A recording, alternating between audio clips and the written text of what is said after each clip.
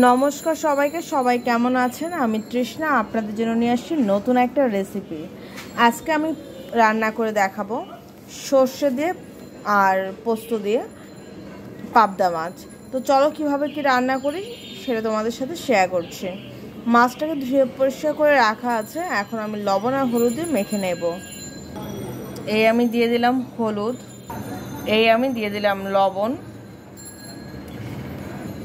আর এখন দিয়ে দেব কিছুটা তেল, সাদা তেল।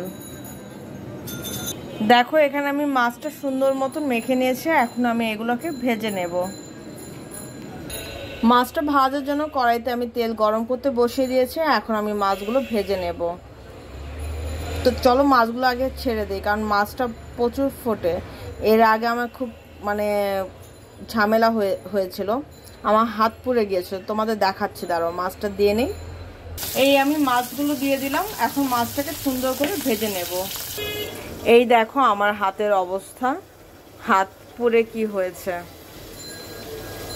এর আগে আমি যখন তোমাদের পাবদা মাছের একটা রেসিপি রান্না করে দেখালাম না, তখন দেখো মাছটা কিন্তু খুব সুন্দর মতন ভাজা হয়ে গেছে। এখন আমি মাছগুলো তুলে নেব। আর এই বাটিতে আমি সরিষা আর পোস্ত বেটে নিয়েছি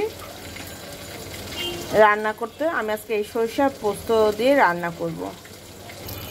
মাছ ভাজা তেলের মধ্যে দিয়ে দেবো দুটো তেজপাতা, দিয়ে দেবো গোটা জিরা, আর দিয়ে দেবো আদা বাটা।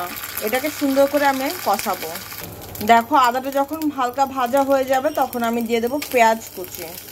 পেঁয়াজ কুচিটা দেওয়ার পর দিয়ে দেবো হচ্ছে কাঁচা মরিচ। আমি এখন মশলাটা বানাবো পেঁয়াজটা সুন্দর করে ভাজা হতে হতে, ঠিক আছে?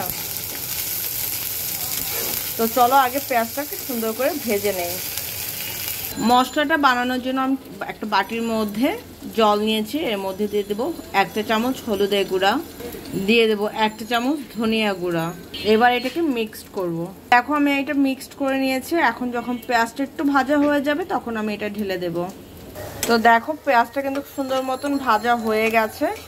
এখন আমি যে মশলাটা বানিয়েছিলাম সেটা দিয়ে দেব।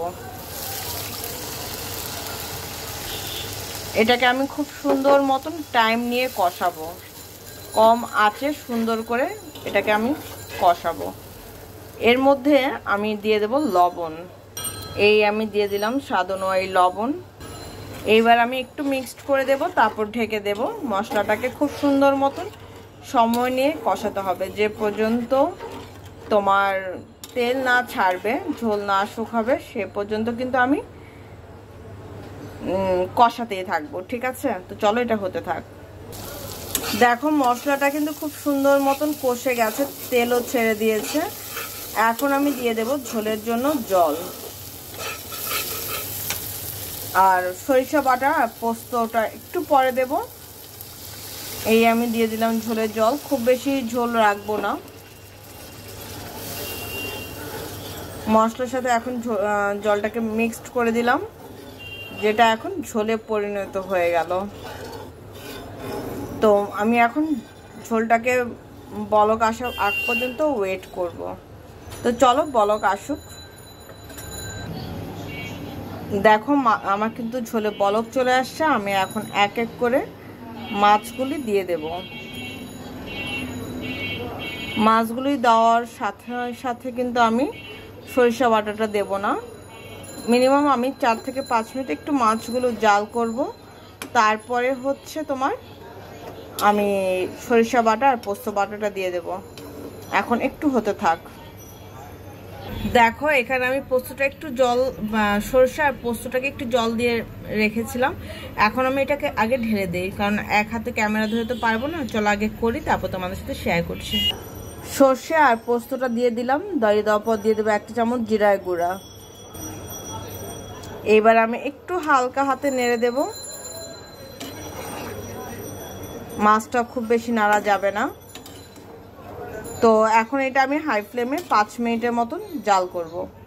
তো চলো এটা হতে থাক। হওয়ার শেষ হলে আমি তোমাদের সাথে শেয়ার করছি ফাইনাল লুকটা। দেখো আমার কিন্তু ঝোলটা হয়ে গেছে। এখন আমি এটাকে নামানোর পর ফাইনাল লুকটা শেয়ার করছি। এই হচ্ছে আমার সরিষা আর পোস্ত দিয়ে পাবদা মাছ রান্না করলাম। কেমন হয়েছে সেটা কিন্তু অবশ্যই জানাতে ভুলবে না, ঠিক আছে? সবাই ভালো থেকো, সুস্থ থেকো, আমার জন্য আশীর্বাদ করো, আমি যেন নিত্য নতুন তোমাদের ভিডিও দিতে পারি। ঠিক আছে, আজকের জন্য এতটুকু, টাটা।